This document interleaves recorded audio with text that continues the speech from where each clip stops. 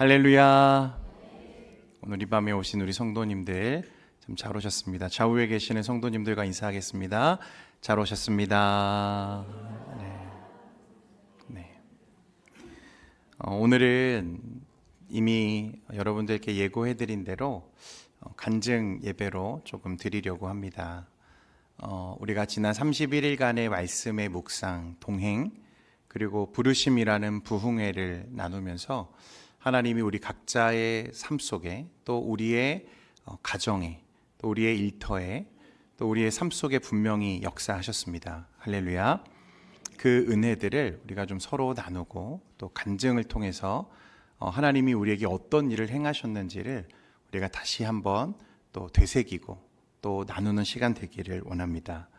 오늘 여러분들에게 이제 간증하실 분들은 절대 자원하신 분들이 아니십니다. 네.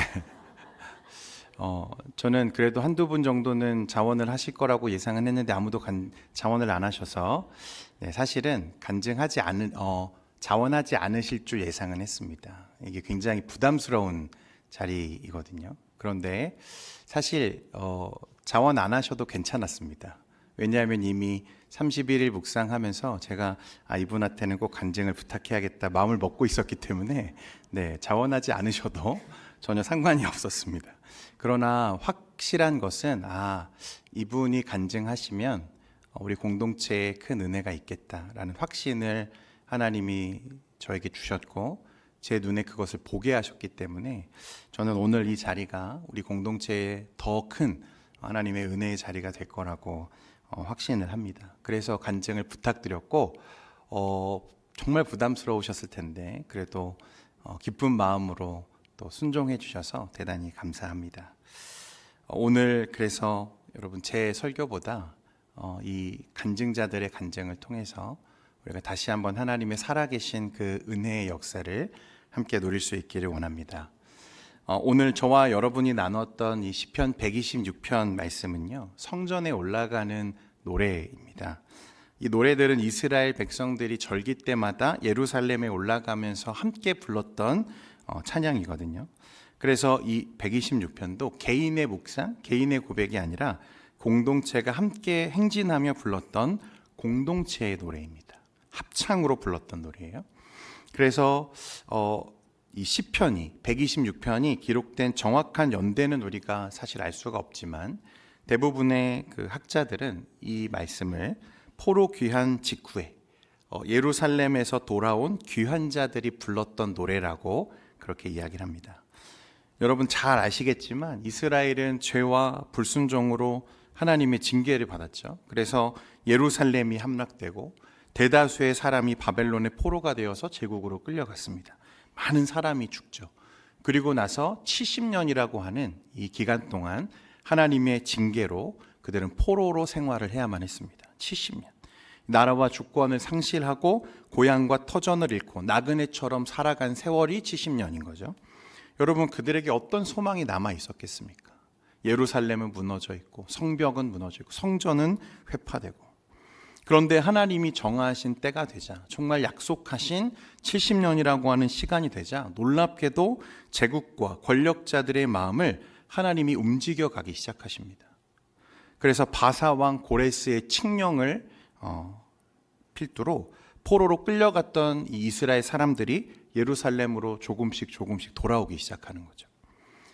그래서 그 귀환, 포로의 귀환은 정말 기적 같은 사건이었습니다. 아무도 기대할 수 없는 그런 시대에서 하나님이 길을 열어 가시는 거죠. 절대 어떤 개인의 힘으로는 이룰 수 없는 하나님의 역사였다는 거예요. 그래서 역사의 주권을 가지신 하나님께서 이방 나라와 그 왕의 마음을 움직이셨고 흩어졌던 백성들을 다시 모으면서 불렀던 찬양이 오늘 말씀입니다. 그래서 1절 말씀에 보면 여호와께서 시온의 포로를 돌려보내실 때에 우리는 꿈꾸는 것 같았도다 이렇게 말씀하죠. 그래서 그것들을 듣고 하나님이 행하신 일들을 바라보면서 오늘 고백했던 한 소절의 찬양이 오늘 저와 여러분이 읽은 이 말씀입니다. 여호와께서 우리를 위하여 큰 일을 행하셨으니 우리는 기쁘도다. 포로로 돌려보내셨다는 것은요, 히브리어로 포로 상태를 되돌리다, 뒤집어 놓다, 이런 의미거든요.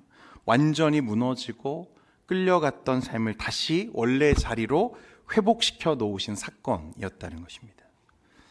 그래서 이 바벨론 포로에서 돌아왔던 이스라엘 공동체가 이건 우리가 한 것이 아니라 하나님이 하셨습니다 라고 하는 공동체적인 간증의 의미가 담긴 시가 126편입니다. 그 중심에 있는 말이 이 구절인 거죠. 여호와께서 우리를 위하여 큰 일을 행하셨으니 우리는 기쁘도다. 과거에 확실한 하나님의 은혜를 붙들고 현재의 눈물과 씨뿌림 속에서도 기쁨을 잃지 않는 믿음의 고백과 찬송이 여기에 담겨 있는 거죠. 사랑하는 성도 여러분, 31일 묵상과 말씀의 부흥회를 지나온 우리 동현교회가 저는 이 고백을 우리의 언어로, 우리의 이야기로 다시 말하기를 원합니다. 여호와께서 동현교회를 위하여 큰 일을 행하셨으니 우리는 기쁘도다. 할렐루야. 이것이 오늘 우리가 함께 서서 바라보는 신앙의 자리이고요. 오늘 우리가 나누게 될 모든 간증의 제목인 줄 믿습니다. 여러분, 31일 동안 하나님은 우리 공동체에 분명히 확실하게 일하셨습니다. 우리는 한 달 동안 말씀을 따라 살면서 그냥 프로그램을 진행한 것이 아니라 하나님이 우리 교회 위에 새로운 바람을 불어일으키시는 것, 말씀을 향한 사랑이 다시 살아나고 기도의 자리가 회복되어지고 흩어졌던 마음들이 다시 모이는 것을 우리가 볼 수 있었습니다. 어떤 분들은 오래 묵혀두었던 기도의 제목들을 다시 꺼내기 시작했고, 어떤 가정은 다시 함께 예배하며 눈물 흘린 가정들이 있고, 또 어떤 성도들은 잃었던 첫사랑의 감각을 내가 되찾았노라고 고백하는 사람도 있었습니다. 어떤 분들은 오랜만에 마음 깊이 성령의 만지심을 경험하며 감격하는 그런 순간들이 있었죠. 여러분, 이 모든 것은 개인의 결심이 만들어낸 변화, 감정의 변화가 아니라는 것입니다. 이것은 하나님이 그의 손길이 우리 공동체 전체에 스며든 결과라는 것입니다. 우리 교회 전체가 같은 방향을 보기 시작하고 우리가 함께 걷는 것을 또 시작하고, 이건 절대로 우연한 감정의 반응이 아니라 하나님이 우리를 동일한 은혜로 이끄셨다는 분명한 증거인 줄 믿습니다. 그러므로 오늘 우리는 이 고백을 담대히 말할 수 있는 거죠. 하나님께서 동현교회를 위하여 큰 일을 행하셨으니 우리는 기쁘도다. 이 기쁨을 누리는 자리가 오늘 간증의 자리가 되기를 소망합니다. 여러분, 간증은 내가 얼마나 열심히 했다, 나는 이런 일을 했다, 여러분, 그런 간증이 아닙니다. 하나님이 이렇게 일하셨습니다 라고 다시 확인하는 순간입니다. 그래서 그 간증들이 차곡차곡 모일 때 우리는 공동체로서 이렇게 선포할 수 있는 거죠. 하나님이 지금 우리 교회에 일하고 계신다는 것입니다. 오늘 이 간증이 그런 은혜의 자리가 되기를 소망합니다. 그래서 이 간증 하나하나가 단순한 이야기들로 끝나는 것이 아니라 우리 모두에게 하나님이 우리 교회를, 우리 가정을, 우리의 삶을 붙들고 계신다는 확신을 심어주는 은혜의 증거가 되기를 바라고, 이제 앞으로의 시간은 하나님이 시작하신 이 은혜의 움직임을 더 깊이, 더 멀리, 더 단단하게 이어져 나가는 그런 시간이 되기를 소망합니다. 오늘 이 간증은 그 시작이 되는 여러분 스타트예요. 그래서 우리가 계속 강조하지만 부흥회는 끝났고 31일간의 묵상의 기간은 끝났지만 여러분, 하나님의 은혜의 역사는 이제부터 시작인 줄 믿으시고, 우리 가정과 교회에 부으시는 그 하나님의 은혜가 우리를 어떻게 살려내고 있는지, 우리를 어떻게 붙들고 있는지를 오늘 확인케 되는 은혜의 자리가 되기를 소망합니다. 기도하겠습니다. 하나님, 우리 아버지, 우리 동현교회를 사랑하시고 지난 31일간의 묵상을 통해 아버지 하나님의 일하심을 목격하게 하시니 감사합니다. 이제 그 은혜가 아버지로부터 왔음을 확인하며 절대 우연이나 지나가는 잠깐의 감정이 아니라 하나님의 확실한 일하심을 깨닫기 위해 오늘 간증 예배로 우리가 모였사오니 주님, 이 자리에 하나님의 은혜를 더 크게 부으셔서 듣는 자나 간증하는 자나 함께 큰 은혜와 위로가 임하는 주님, 놀라운 예배의 현장이 되도록 역사하여 주옵소서. 오늘 이 간증을 통해서 하나님께서 흐르게 하신 은혜의 역사가 다시 우리 가운데 살아나기를 소망하오며 오늘 우리와 함께 하실 줄 믿사오며 우리 주 예수 그리스도의 이름으로 기도드리옵나이다. 아멘. 할렐루야. 지금부터 우리 공동체 안에서 하나님의 일하심의 증거들, 그 구체적인 이야기들을 직접 듣는 시간을 갖도록 하겠습니다. 각 가정에서, 자리에서, 각자의 삶의 형편 속에서 하나님이 어떻게 일하셨는지를 여러분 귀담아 들으시고 이것을 통해서 하나님의 일하심을 다시 고백할 수 있기를 바랍니다. 오늘 먼저 여러분들에게 간증을 들려주실 분은 총 4분이신데요. 우리 신현석 집사님, 백미연 집사님, 그리고 최예슬 청년, 그리고 김승미 집사님이십니다. 간증은 2분씩 차례로 진행을 하도록 하겠습니다. 2분 간증하시고 또 제가 소개하고 또 간증하시고 바로 이어서 여러분 간증하도록 하겠습니다. 먼저 하나님께서 새벽의 자리, 말씀의 자리, 가정의 자리에 어떤 은혜를 부어주셨는지를 간증해 주실 우리 첫 번째 간증자는 우리 신현석 집사님이십니다. 그리고 이어서 2번째 간증자는 31일 동안 말씀 앞에서 마음이 다시 살아난 이야기, 가정과 삶의 자리에 스며든 은혜의 고백을 들려주실 우리 백미연 집사님이십니다. 우리 간증자들 앞으로 나오실 때 여러분 큰 박수로 함께 격려하며 환영해 주시면 감사하겠습니다. 우리 박수로 모시도록 하겠습니다.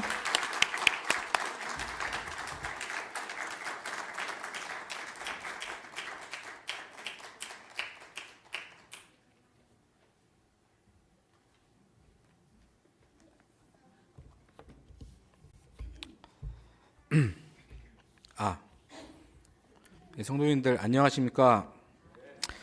지우의 아빠이자 저쪽에 계신 신동일 은퇴장로님, 안현주 권사님, 장남이자 교회에서 재정부장으로 섬기고 있는 신현석 집사입니다.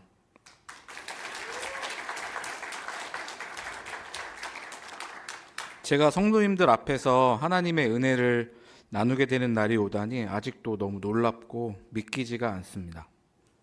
먼저 부족한 저를 이 자리에 불러주신 하나님께 감사와 영광을 올려드립니다. 저는 이번 묵상 기간 중 제 마음에 큰 감동이 되었던 말씀이 있었고 그로 인해 변화된 제 삶을 여러분과 짧게나마 나눠보고자 합니다.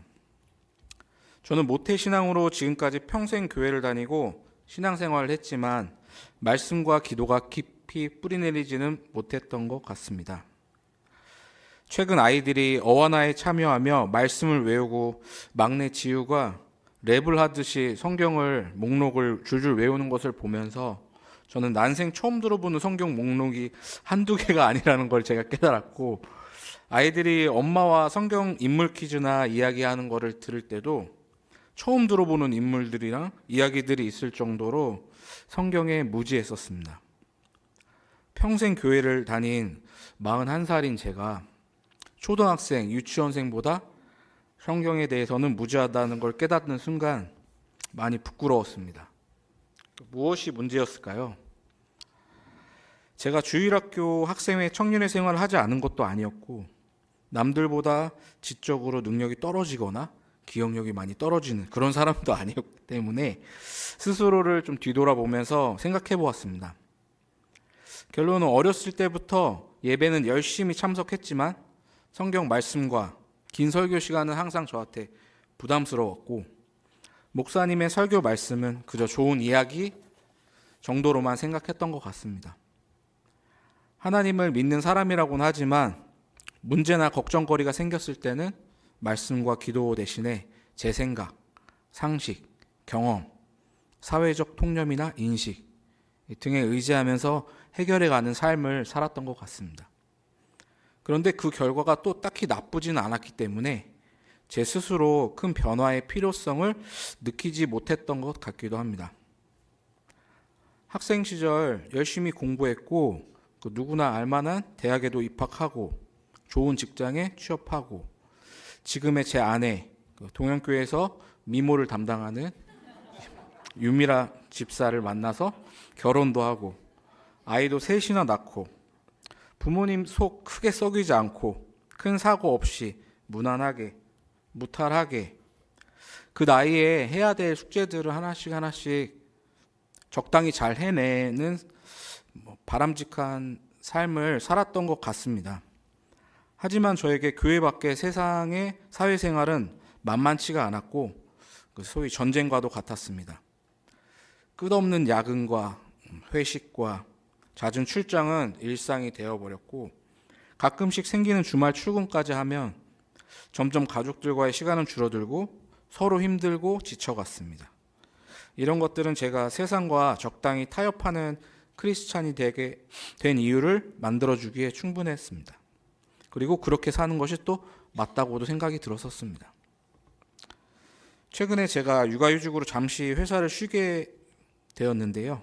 그 성경에 관한 관심과 믿음 생활의 변화의 필요성을 점점 느껴가고 있었던 중에 이번 부흥회의 주제인 부르심이라는 단어에서 꼭 저를 부르시는 것 같은 그런 느낌을 강하게 느낄 수 있었고 여느 때와는 다르게 변화를 기대하고 소망하며 참여하게 되었습니다. 새벽 예배에 참석하여 말씀을 듣고 묵상하고 기도하며 하루를 예배로 시작하는 것에서 경험해보지 못한 감동을 느꼈고 그런 저의 변화된 모습을 본 아내는 너무 기뻐하였고 더 열심히 기도해 주었습니다. 이 정도의 기대와 설레임, 기쁨으로 교회 행사에 참여한 것은 제 첫 경험이었던 것 같고 처음으로 성경 말씀이 제 마음밭에 뿌리 내림을 느꼈습니다. 그렇게 감사의 하루하루를 보내던 중 제가 안수집사 피택 후보가 되었다는 사실을 알게 되었습니다. 그 순간 나는 성경을 아직 한 번도 읽어보지 못한 사람인데 자격이 미달되는 게 아닌가, 직분 맞기에 너무 부족한 사람이 아닌가 하는 걱정과 창피함이 들기 시작했습니다. 그러던 중 그 15일차의 말씀, 성경은 하나님의 감동으로 된 것으로 교훈과 책망과 바르게 함과 의로 교육하기에 유익하니 19일차 말씀, 내가 주께 범죄하지 아니하려 하여 주의 말씀을 내 마음에 두었나이다 라는 두 말씀이 제 마음을 울렸습니다. 기도하던 중에 현서가 모든 인생의 답은 성경에 있는데 내가 왜 말씀을 읽지 않으니 내가 너에게 주려고 하는 음성을 놓치고 있지는 않느냐 라는 음성이 제 마음속에 들리는 듯 했고 그 순간 망치로 머리를 한 대 얻어맞은 것 같았습니다. 하나님의 뜻을 알고 나니 제 걱정은 점점 사라지고 나를 말씀 가운데로 부르시는구나 하는 생각이 들었습니다. 그래서 저는 지금이라도 늦지 않았으니 성경을 읽어보자 하는 마음을 먹게 되었고 아내는 이런 저의 결심을 기뻐하면서 성경 초보인 제가 이해하기 쉽고 다가가기 쉽게 여러 영상들과 책을 추천해 주었습니다.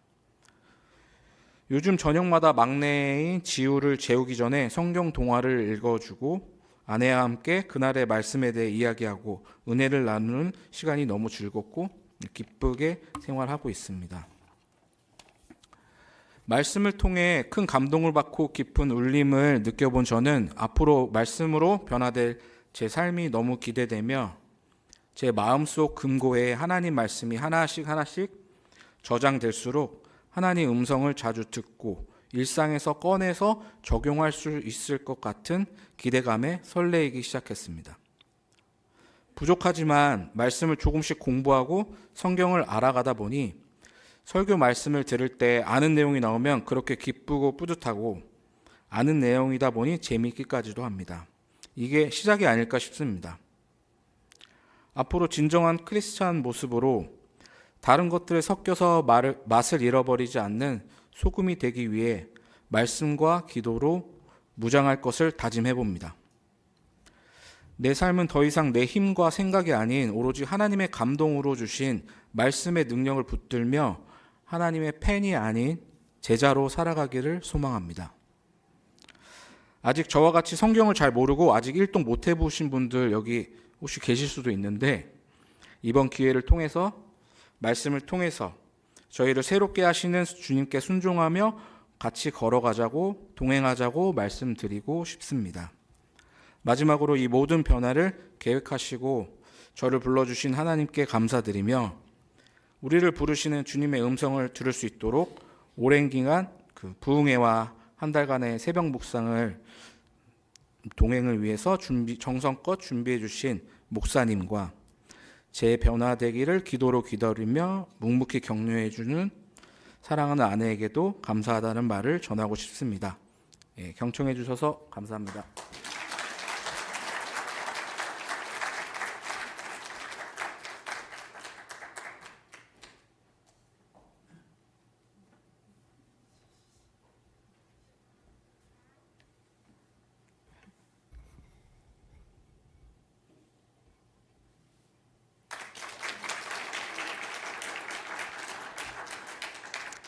할렐루야, 백미연입니다.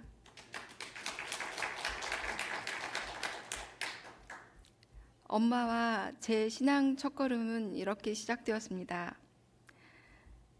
어린아이였던 저는 휴거라는 종말 이후의 책을 읽고 두려움에 사로잡혀 아침마다 교회 다니는 큰 집으로 뛰어가 계신 걸 확인해야 마음이 놓였습니다. 지금은 목사님이 되신 큰집 오빠는 그때 저에게 믿기만 하면 된다고 해서 믿어야 하는데 어떻게 믿을지 몰랐던 저에게도 예수님은 친히 찾아와 주셨고 신앙의 첫걸음을 내딛게 되었습니다. 동영교회 오기 전 결혼을 놓고 40일 새벽 기도를 드린 적이 있습니다. 20년 전쯤이었는데요. 여태까지 응답해 주시지 않으셨다고만 생각했어요. 그런데 얼마 전 새벽 말씀을 통해 응답하지 않으심도 응답이라고, 그래서 너무도 늦게 감사했습니다. 그 후 고등학교 시절 공부 잘하던 동생이 갑자기 집을 나간 일이 있었습니다. 일주일이 지나도 오지 않았고 제가 집에 갔을 때 아버지는 마루에 앉아 고개를 떨구고 계셨고 엄마는 제사상을 차려놓고 그 앞에서 울고 계셨습니다. 답답한 마음에 점집을 갔더니 점쟁이가 제사 지내거나 교회 다녀 하셨대요. 그래서 저는 엄마 그럼 교회 가자, 내일 새벽 교회부터 가자 했더니 한숨도 안 주무신 엄마가 새벽 종이 울리기를 기다려 저를 깨우셨어요. 교회 가자고. 합심해서 눈물로 기도했고 동생은 저녁에 돌아왔습니다.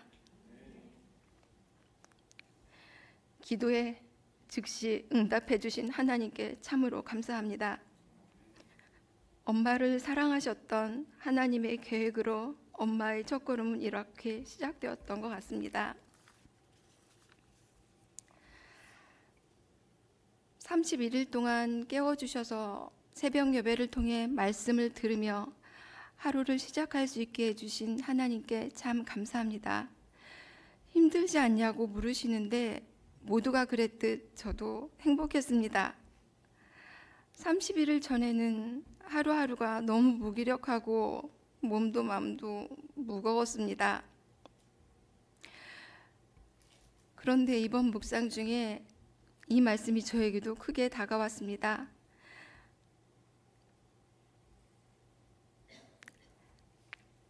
다니엘이 조서에 와의 도장을 찍힌 것을 알고도 자기 집에 들어와서는 윗방에 올라가 자기 집에 들어가 예루살렘으로 향한 창문을 열고 전에 하던 대로 하루 3번씩 무릎을 꿇고 기도하며 그의 하나님께 감사하였더라. 이 말씀을 읽으며 심장이 요동치는 걸 느꼈습니다. 보잘할 것 없는 낮은 자에게 찾아와 위로하시고 삶에 활력 주시는 걸 순간순간 경험했습니다. 어디에서든 주의 이름을 부르면 예배의 처소가 되게 하시고 주의 발치에 앉아 말씀만 들어도 좋은 마리아가 되었습니다.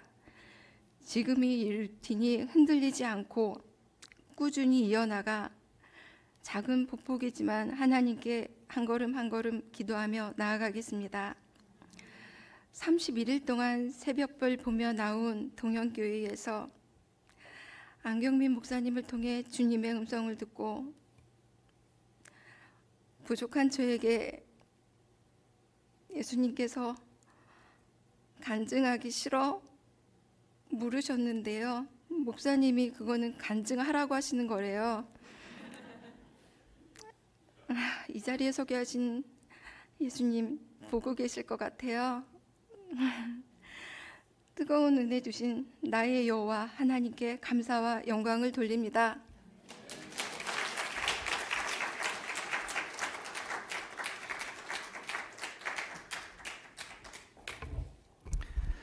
네, 이어서 세 번째, 네 번째 간증 듣도록 하겠습니다. 세 번째 간증은 우리 청년의 간증입니다.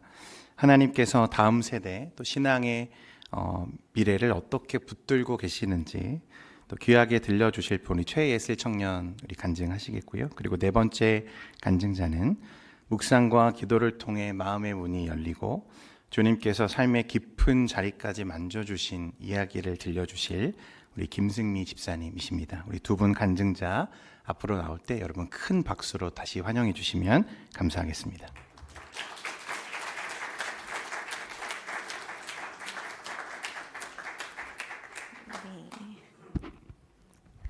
안녕하세요. 최예슬 청년입니다. 네. 저도 31일간의 부르신 말씀을 묵상하면서 제가 느낀 바를 짧게 나누고자 합니다. 먼저 30일간 말씀집을 통해서 매일 말씀을 묵상하고 생각하면서 살아보려고 노력한 그 과정 자체가 너무나 좋았습니다. 말씀과 함께 살아가는 첫 연습을 한 기분입니다.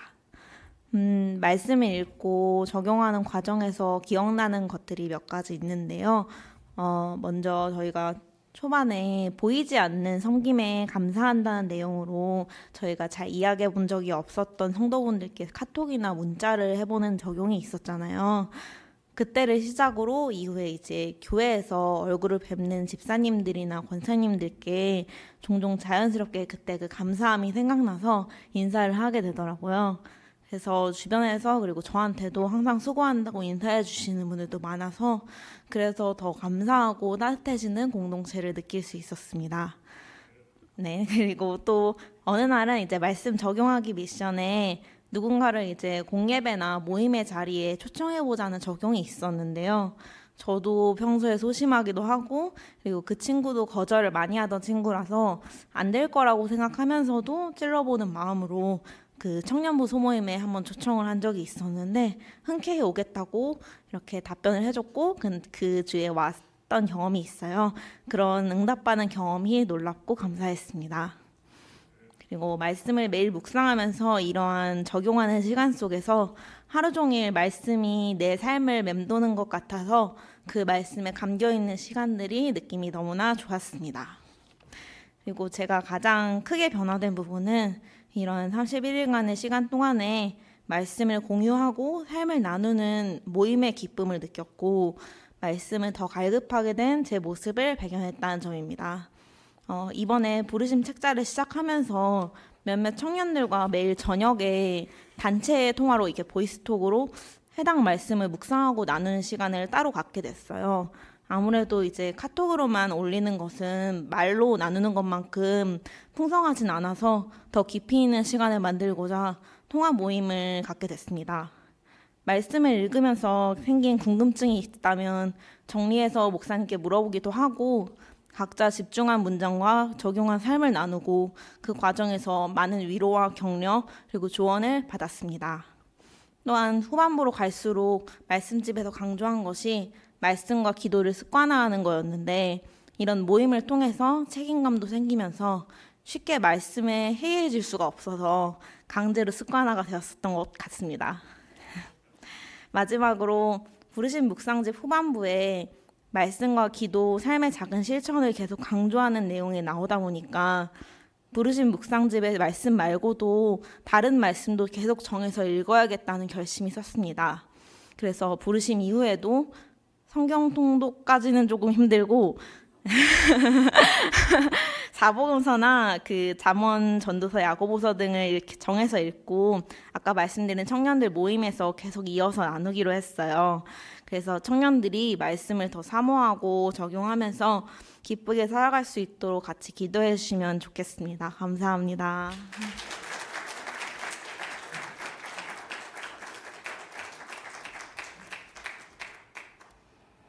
안녕하세요.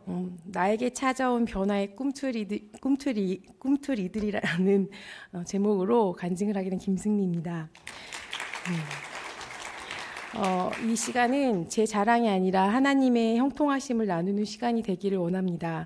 그래서 제 말보다 하나님의 은혜가 드러나도록 함께 기도로 도와주시기 부탁드립니다. 처음에는 제가 이 자리에 간증을 하는 것이 맞는지 여러 번 고민했습니다. 목사님께도 간증할 만한 큰 응답이나 사건이 없었다라고 말씀드렸습니다. 그런데 거부할 수 없는 목사님 특유의 미소와 함께 괜찮다고 하셨고 저도 순종하는 마음으로 하기로 마음먹었습니다. 그런데 막상 준비하려고 하니까 너무 막막했습니다. 역시 내 힘으로 하려고 하니 힘들었던 것이었습니다. 그래서 하나님께 지혜를 구하며 하나님이 원하시는 방향대로 사용해 달라고 기도했고 그렇게 하실 것이라는 믿음을 가지고 이 자리에 서게 되었습니다. 하나님이 내게 말씀하시는 방법을 알게 되었다. 부르심의 기간 동안 매일 보았던 묵상집을 꺼내 1일차로부터 훑어보았습니다. 가슴에 박혔던 말씀들, 마음을 흔들었던 키워드를 적다 보니까 한 장 가득했습니다. 지체, 다양성, 기초이신 그리스도, 회복, 연결의 통로, 틈을 채우시는 예수님, 선한 손, 말씀과 기도의 루틴, 헐문산의 이슬 같은 은혜, 신실하게 일하신 하나님, 사모함, 충성, 평강, 순종, 끝까지 견딘 반드시 오실 예수님 등등등. 돌아보니 하나님께서는 매일 매순간 이렇게 많이 응답하고 계셨는데 저는 귀 막고 눈 감은 채 도대체 왜 나한테 응답 안 하시냐 고민만 했던 것이었습니다. 저는 늘 다윗처럼 또는 신앙의 선배님들처럼 하나님께 여쭈며 마음에 쿵 하고 답해 주시길 기대했습니다. 그래서 답답했고 다른 이들의 응답 이야기를 들으면 부럽기도 했습니다. 그런데 이번 동행 기간 동안 깨닫게 된 첫 번째 은혜는 바로 이것입니다. 하나님은 이미 말씀을 통해 매일 나에게 답하고 계셨다는 것. 그리고 교만한 제 마음을 아시기에 한 번에 다 보여주시지 않고 계속 기도하게 하시며 천천히 마음을 바꿔가셨다는 것입니다. 또한 하나님께서는 저에게 말씀의 루틴 훈련을 시작하셨습니다. 어하나 요절 외우기, 성경 필사, 매일 최소 1장 이상 성경 읽기. 요절 암송은 예전처럼 쉽지 않아서 오늘 외워도 내일이면 새롭고 그래서 더 반복하게 하셨습니다. 이 작은 변화가 저에게는 은혜의 작은 꿈틀거림이었습니다. 외운 말씀이 다른 말씀과 연결되며 이해를 더하게 하신 경험도 있었습니다. 여호와여 주의 도를 내게 보이시고 주의 길을 내게 가르치소서. 시편 25편 4절 말씀. 이 말씀은 어하나 첫 번째 요절이어서 가장 자신 있게 외우는 말씀입니다. 어느 날 욥기 말씀을 보고 있는데 주님을 경외하는 것이 지혜요 악을 떠나는 것이 통찰력이라는 말씀을 보여주시며 주의 도와 길이 이것이구나 깨닫게 하셨습니다. 빛과 소금의 역할, 끝까지 기다리는 것, 성도 기도의 중요성, 회개는 성령님이 주시는 은혜라는 것, 말씀이 이전과는 다르게 마음에 박히고 달고 오묘한 그 말씀이라는 찬양 가사처럼 말씀이 기쁨이 되기 시작했습니다. 두 번째 작은 꿈틀거림은 기도의 변화였습니다. 예전에는 주세요, 해주세요, 이뤄주세요라는 기도였다면 이제는 순종하게 해주세요. 하나님이 일하시는 길 위에 있게 해주세요. 하나님의 가르침을 알게 해주세요라는 기도를 하게 되었습니다. 무언가 내려놓고 맡기니 조급함도 사라지고 이상한 평안이 찾아왔습니다. 또한 우리 아이들 채연이부터 고3 예은이까지 이름을 불러가며 기도하게 하셨습니다. 아이들의 얼굴을 떠오르고 가슴이 벅차올랐습니다. 원래 웃는 타이밍이 아닌데 자꾸 눈물이 나네요. 랩너트 이목장 식구들을 위해서도 기도했습니다. 각자 형편은 모르지만 아픔이 있다면 위로해 주시고 마음을 뚫고 찾아가 주시고 용기를 주옵소서라는 기도가 저절로 나왔습니다. 중보 기도의 시간이 늘었지만 하나도 힘들지 않았고 친하지 않았던 분들도 이상하게 더 가까워진 느낌이 들었습니다. 주님이 우리를 위해 기도하실 때 이런 마음이 아닐까라는 생각을 하며 제자답게 한 걸음 떼는 작은 순종을 배우고 있습니다. 세 번째 꿈틀거림은 비교와 화를 줄이게 하셨다는 것입니다. 몇 년 동안 인간관계로 인한 갈등이 가장 큰 고민이었는데 하나님께서 그 부분도 해결해 주셨습니다. 저는 세상의 잣대로 상대를 비교했고 그들이 가진 것을 보며 늘 흔들렸습니다. 그러나 하나님의 형통하심이 더 중요하다는 것, 하나님이 일하시는 곳에 내가 서 있는 것이 가장 복된 자리라는 것을 깨달으니 비교에서 해방되고 마음이 편해졌습니다. 가족들은 인정하지 않을 수도 있지만 예전보다 참고 넘어가는 횟수가 많아졌습니다. 남편인 김동규 집사의 말과 행동에 늘 즉각적으로 받아치던 제가 한 번 더 참고 또 참으려고 노력하고 있습니다. 아이들 강준이나 강민이에게도 마찬가지고요. 심진수 권사님은 엄마라는 이유로 광산김 씨들보다는 참는 횟수가 약간 적지만 그래도 노력하고 있습니다.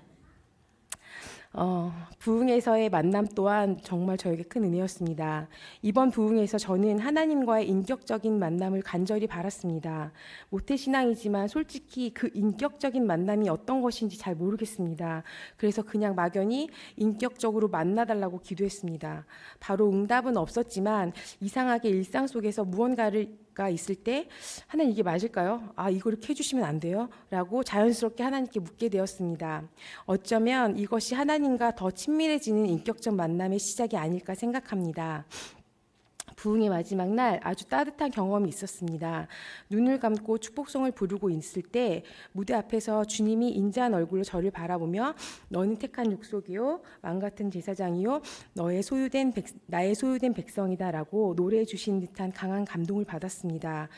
그 순간 왜 나를 찾지 않으셨나고 원망했던 마음이 무너졌고 늘 너의 곁에 있었다라는 주님의 마음을 깊이 느끼게 되었습니다. 하나님은 제가 이렇게 간증할 수 있도록 미리 계획하여 일하셨던 것 같습니다. 사실 몇 달 전부터 부흥의 기간이랑 겹치게 여행을 계획했는데 취소하면 위약금도 내야 했습니다. 그런데 김동규 집사도 흔쾌히 취소하자고 했습니다. 그렇다고 제가 부흥회와 특세를 준비하며 큰 결단을 한 것도 아니고 올 출석을 목표로 삼지도 않았습니다. 저 자신에 대한 기대가 없었던 거죠. 그런데 지금 돌이켜보니 하나님은 강준이를 통해 저를 매일 새벽으로 불러내셨던 것 같습니다. 강준이에게 새벽 예배 참석 시 학습지 면제, 31일 올 출석 시 이어폰 포상과 학습지 폐기라는 동기를 주었는데 며칠하고 포기할 줄 알았던 강준이가 계속 나오더라고요. 물론 와서 잠을 잤지만 그래도 그것이 오히려 저를 새벽 예배로 이끌었던 동기가 되었습니다. 그러면서 자연스럽게 일찍 자게 되고 드라마를 포기하게 되고 아침 묵상을 시작하고 성경 연구와 나눔을 시도하고 요절을 외우고 말씀과 기도가 삶에 자리 잡기 시작했습니다. 물론 아침에 은혜 충만했다가 점심엔 제 자아가 폭발하는 날도 너무나도 많았습니다. 하지만 그때마다 말씀으로 어떻게 대처해야 하는지 계속 가르쳐 주셨습니다. 아침에 일어날 때 죄가 스물거릴 때마다 나를 구원하소서를 마음속으로 외치고 있습니다. 지금도 새벽 예배를 최대한 빠지지 않으려고 다짐하고 요절도 생각날 때마다 되뇌이고 있습니다. 저의 변화는 거창하지 않습니다. 신앙인이라면 너무나도 당연한 것들입니다. 그러나 저에게는 이 평범한 것들이 이제야 조금씩 꿈틀거리기 시작한 은혜입니다. 비어있던 신앙의 껍데기에 내용물이 채워지고 걷기 시작한 아기처럼 한 걸음 한 걸음 나아가고 있는 중입니다. 쓰러질 때도 분명 있겠지만 쓰러짐과 일어섬의 반복 속에서 더 견고해지라고 믿습니다. 제가 끝까지 견디도록 응원과 기도 부탁드립니다. 그리고 우리 동현교회에 속히 오신다는 주의 약속 붙들고 오늘도 제 마음 다하여 마라나타를 외쳐봅니다. 감사합니다.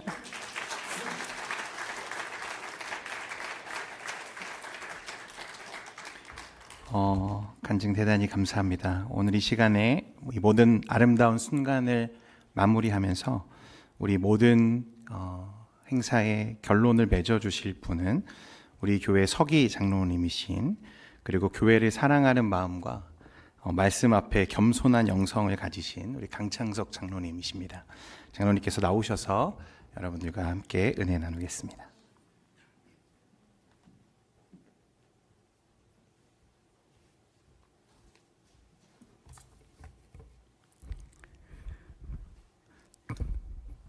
목사님께서 거창하게 소개해 주셨지만 저도 끌려 나온 사람입니다.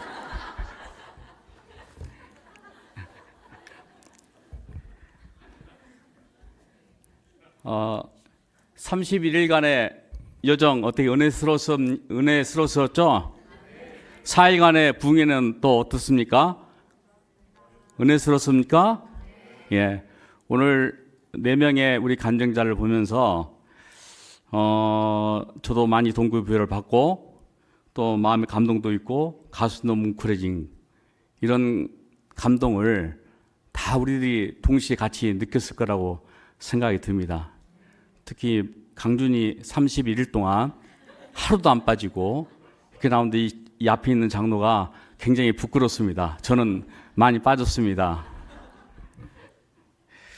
그래서 이 여정을 다 끝내고 나니까 이제 또 새로운 시작이잖아요. 그런데 30일간의 이게 정리를 해보니까 여러분들의 모습이 너무도 달라져 있고 너무도 사랑스러워지고 그렇습니다. 그래서 저는 여기 목사님도 그렇고 여러분도 그렇고 여러분을 당나귀라고 부르고 싶어요. 갑자기 무슨 생뚱맞은 소리냐 그러겠죠? 뭐 풀 뜯어먹는 소리도 아니고. 근데 삼행시입니다. 삼행시. 여러분께서 한번 문을 한번 떼주실래요? 당신은 나의 귀한 존재입니다. 자,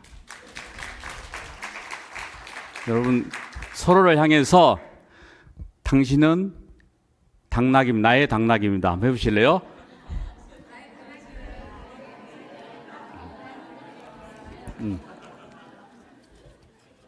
감사합니다. 잘 따라주셔서.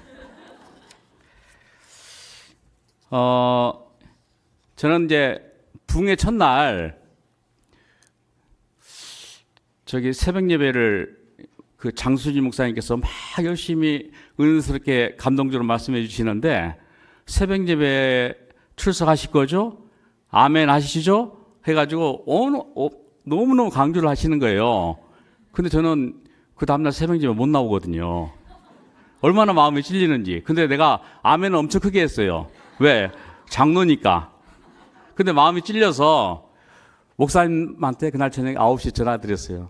목사님, 내가 내일 새벽에 급한 일이 있어서 못 나올 것 같습니다. 그랬더니 목사님께서 흔쾌히 아유, 일 보셔야죠. 이렇게 면죄부를 주셨어요. 그래가지고 마음 편하게 잘 놀다 왔습니다. 그래서 항상 저는 부족한 장로로 저는 하고 있는데 우리 강준이를 보면서 제가 많이 반성을 했어요.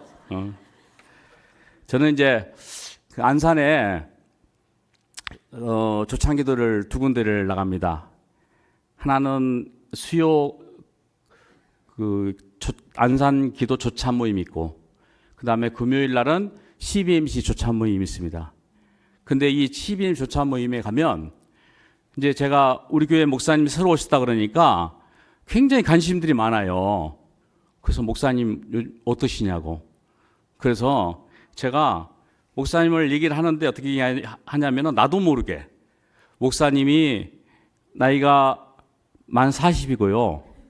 말씀도 굉장히 잘해 주시고요. 그 다음에 또 말씀이 귀에 쏙 들어오면서 또 나이에 맞지 않게 성도들을 잘 보살피고요. 그러면은 장수진 목사님 말씀 따르면 아멘이 계속 나오더라고요. 그죠? 청년의 예배 예배가 뜨겁고요. 그 다음에 오하나 프로그램 아이들이 믿음의 프로그램으로 마음껏 뛰어놀 수 있고요. 그 다음에 특별 새벽 기도에 31일간에 우리가 한 번도 31일간 특별 새벽 기도 해본 적이 없었는데 이번 새벽 기 예배가 전교인들의 뜨거운 관심 속에서 잘 진행되고 있다. 그 중간에 우리가 부흥회를 통해서 많은 은혜를 받았다. 이렇게 하니까 공통적으로 나오는 말씀이 뭔지 알아요? 목사님 참 잘 모셨네요. 그렇습니까? 예, 목사님 참 우리가 잘 모신 것 같습니다. 그래서 요즘에는 우리가 좀 자랑을 좀 해야 될 것 같아요. 우리가 요즘 그런 게 유행이잖아요. 뭐 유명한 스타가 나오면, 기업이 나오면 우리는 뭐 손흥민 보유국이다, 뭐 삼성 보유국이다 이렇게 하잖아요. 우리 동영교회는 누구 보유 교회입니까? 안경희 목사님 보유 교회입니다. 그래서 목사님 자랑을 해야 돼요. 근데 우리 교회 내에서만 하는 게 아니고 밖에 나가서 만나는 사람마다 자랑을 하게 되면 그 중에 몇 명은 얻어 걸리지 않겠어요? 그죠? 그러면서 우리 교회가 좋은 소문이 날 걸로 저는 확신하고 있습니다.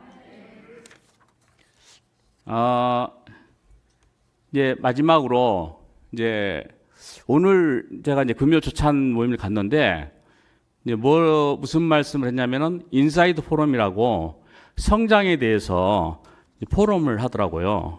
포럼을 하는데 그 포럼의 내용이 뭐냐면 성장입니다. 성장인데 그 포럼 하는 주제 중에서 뭐에 대해 나오냐면은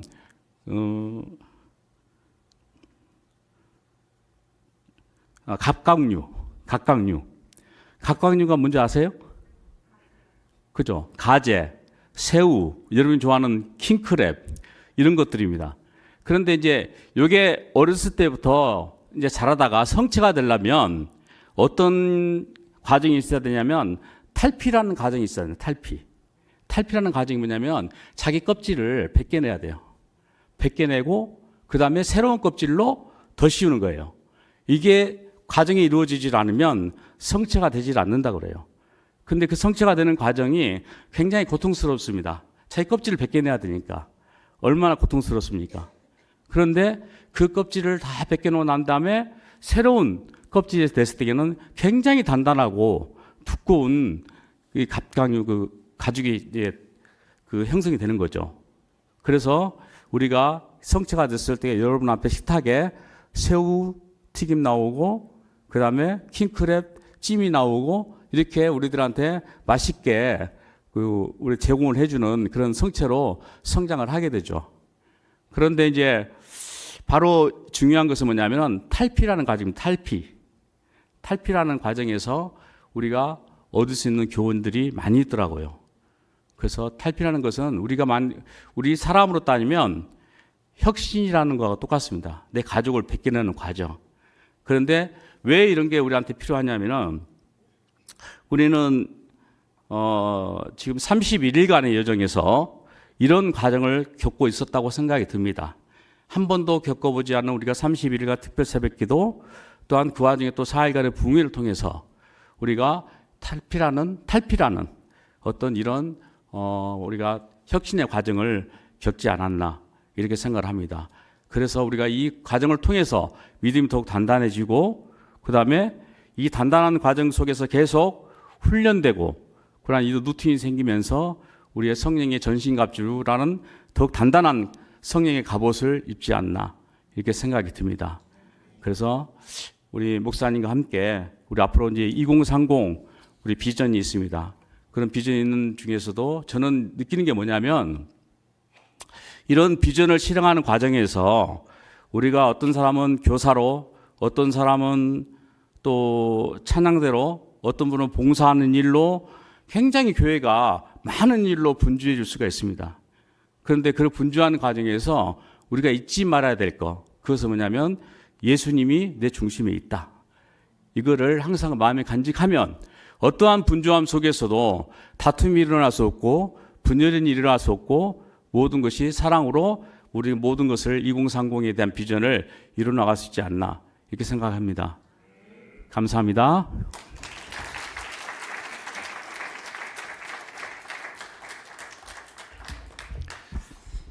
네, 여러분 제 자랑하지 마시고 예수님 자랑하시기 바랍니다. 할렐루야. 우리 모든 영광을 하나님께 올려드립니다. 네. 간증을 들으면서 여러분들 느끼셨겠지만 조금씩 느리더라도 확실하게 하나님이 우리의 삶에 지금 개입하고 계시고 또 역사하고 계시다는 것을 이번 부흥회 그리고 이번 31일간의 동행 속에 우리가 느낄 수 있었습니다. 그리고 간증을 들으면서 더 놀라운 것은 그게 나만 느낀 게 아니라 저분도 동일하게 그런 은혜가 있으셨구나 라는 것을 확인할 수 있어서 더 감사했어요. 그래서 이것들을 보면서 우리가 하나 확신하게 확신하게 되는 것은 하나님이 우리 동년교회를 사랑하십니다, 여러분. 그리고 우리 교회를 사용하기를 원하십니다. 우리가 그 은혜를 흘려보내는 주님의 아름다운 교회가 되기를 소망하고요. 우리가 그런 의미에서 우리 동년교회가 앞으로 계속 붙들고 선포해야 될 우리 동년교회 공동체 고백을 제가 작성하겠다고 여러분들께 이미 선포한 적이 있습니다. 그래서 오늘 그 선포식을 조금 하려고 하는데요. 우리가 같이 우리 PPT를 좀 띄워놓고 함께 우리 고백을 좀 낭독하는 시간들 가지려고 합니다. 앞으로 우리 교회가 매달려 기도해야 할 기도의 제목이기도 하고 사역의 방향이 될 내용들입니다. 저는 이 공동체의 고백이 사막의 생명을 살려내는 헐몬의 이슬처럼 우리 동현교회의 말씀과 생명이 다시 흐르게 하는 생명의 이슬이 되기를 간절히 소망합니다. 성도님들 자리에서 일어나셔서 우리 함께 큰 목소리로 함께 우리 공동체 고백을 선포해 주시면 좋겠습니다. 제가 먼저 선창하면 여러분들께서 따라서 후창해 주시기를 바랍니다. 그럼 이제 동현교회가 주 앞과 서로 앞에서 우리 믿음으로 고백하겠습니다. 하나, 우리는 주께 부름받은 거룩한 공동체입니다.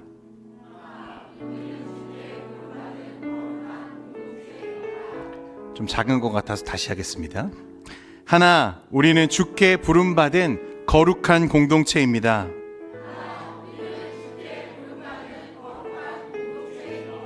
둘, 우리는 세상으로 보냄받은 예수 그리스도의 제자입니다.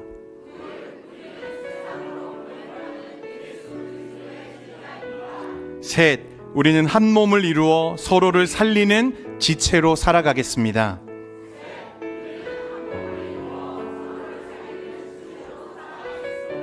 넷, 말씀을 가까이 하고 매일 한 줄의 순종으로 주님을 따르겠습니다.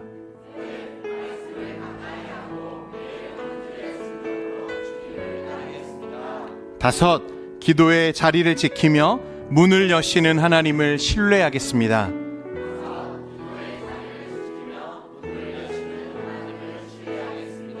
여섯, 복음을 말뿐 아니라 삶으로 전하는 증인이 되겠습니다.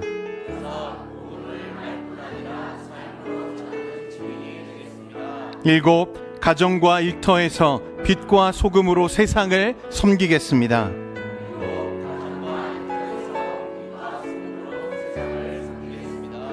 여덟, 다음 세대와 열방을 향한 주의 부르심에 기쁨으로 응답하겠습니다.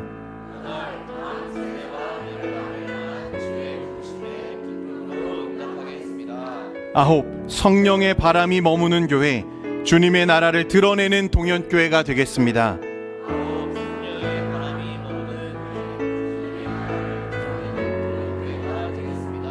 열, 우리는 주님 오실 때까지 말씀과 사랑으로 걷겠습니다.